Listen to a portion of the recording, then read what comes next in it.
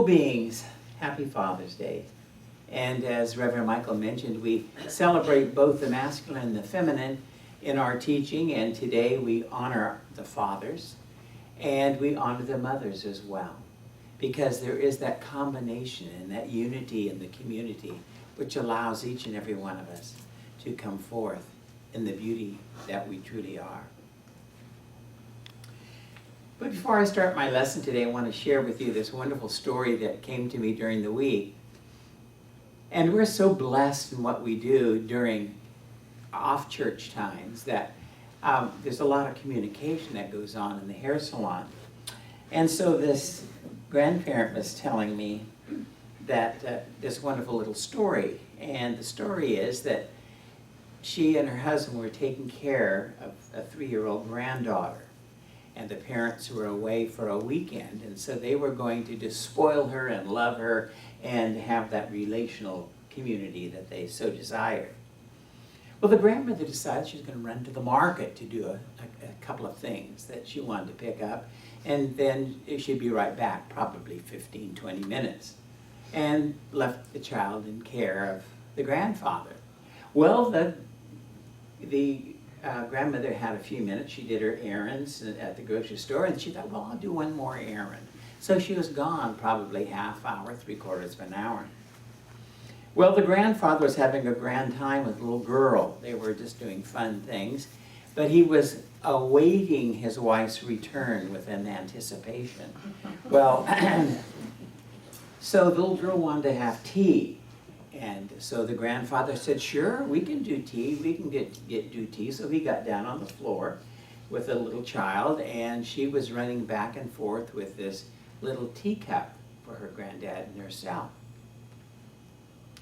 The grandmother walks into the house, and here is this rather substantial man on the floor with these large fingers around a little teacup like this, sipping tea, which was really water. To the grandmother's shock, she was just so dismayed. She says, I can't believe you, Harold, what you're doing. She says, you know, that make-believe tea is either out of a toilet bowl or the dog's bowl.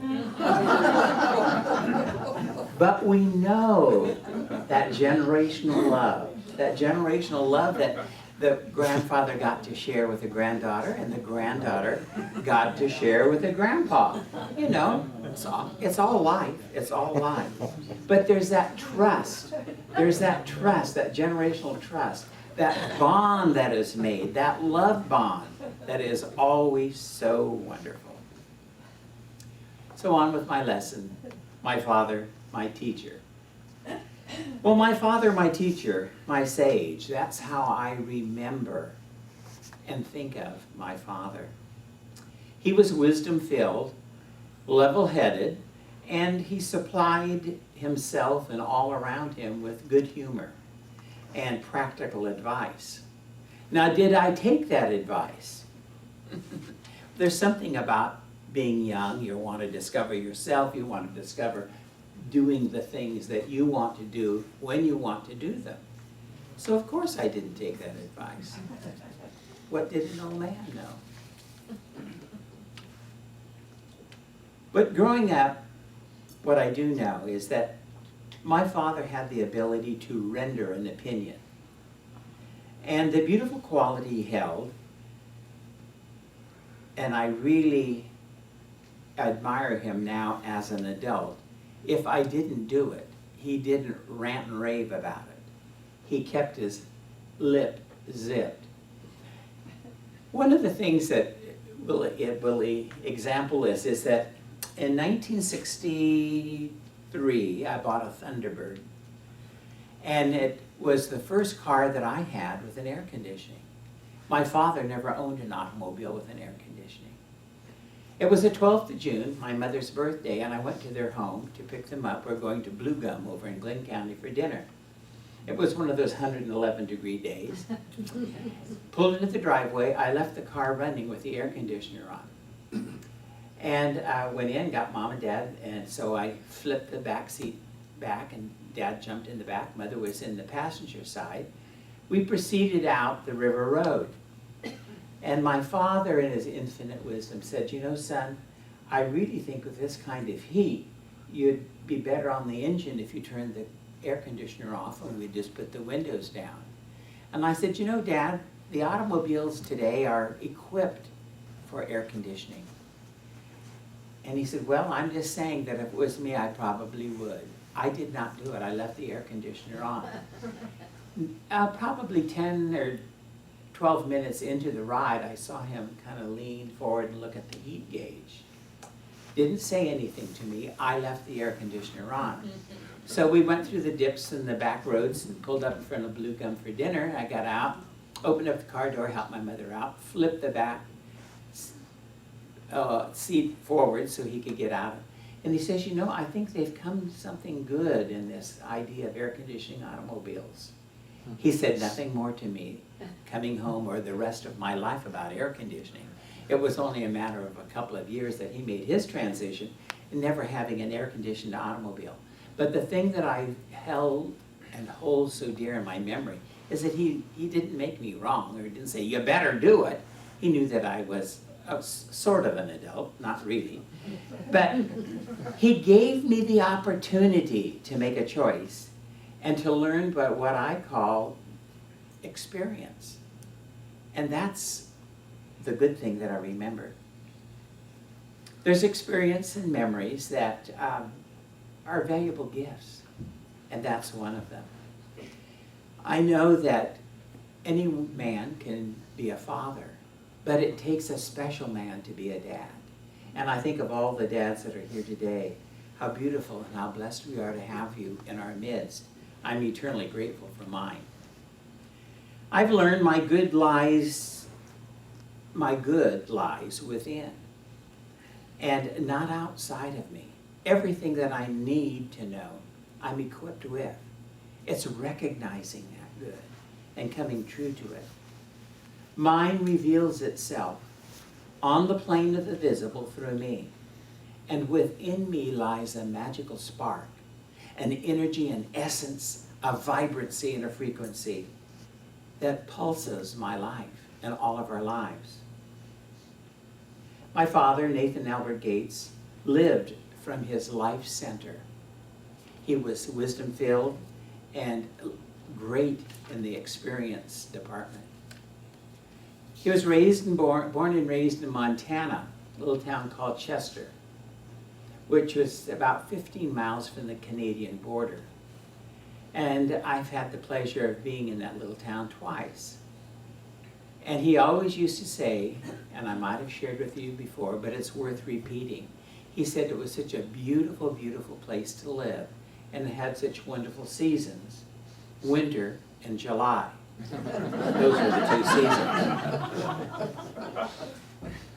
It was right out in the plains. I don't think, even when I was there the last time, I don't think there's more than a half a dozen trees. And he used to say, you know, you can look right through into Montana, right through the Dakota. You could look forever. It was so flat and so windy.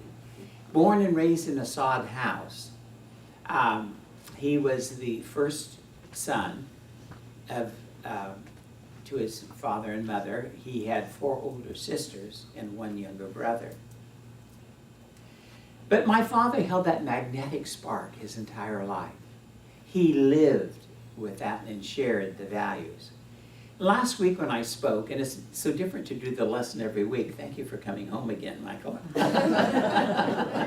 But my father and mother both, and I shared with the congregation last week, how they both supported us in everything that we did. And they instilled the values of not only good parenting, but good values to live with and be from.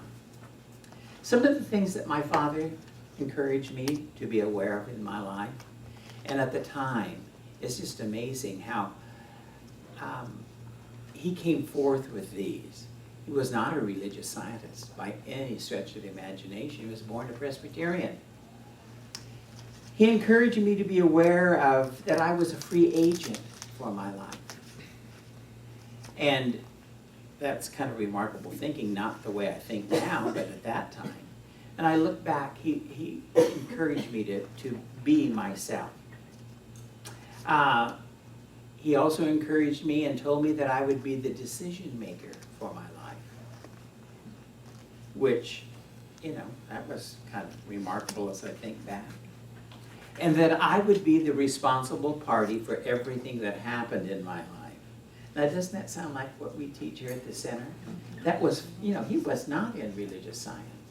And I wasn't either at that time. But somewhere, somehow, within that mix of my father's intuitive nature, he held this knowledge and this knowing.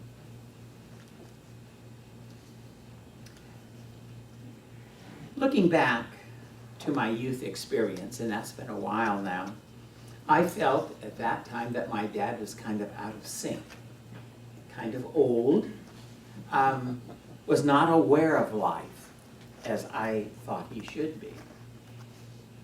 But what I've come to know now at living this life, and it's almost 50 years since he made his transition, he was so much more intelligent than I gave him credit for. I know that he thought a great deal about his children and his family.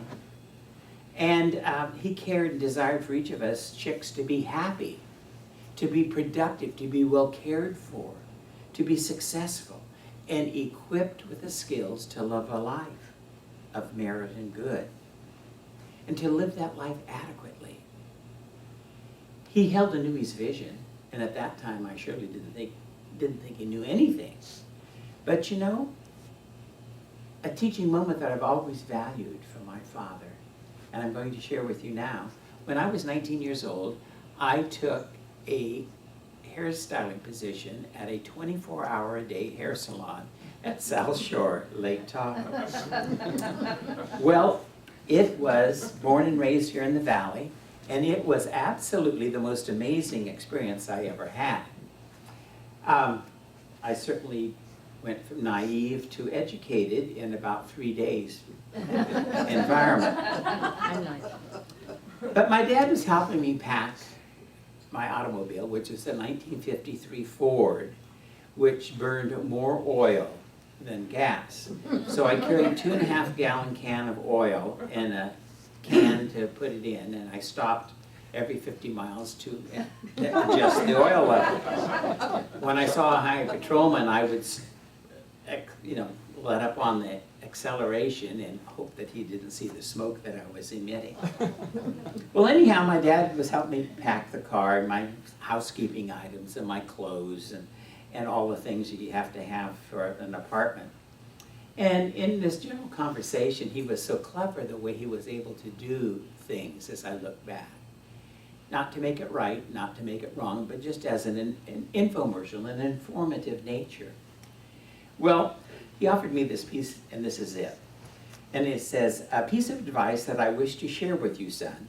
Remember, though, those air-conditioned casinos and those lovely carpeted floors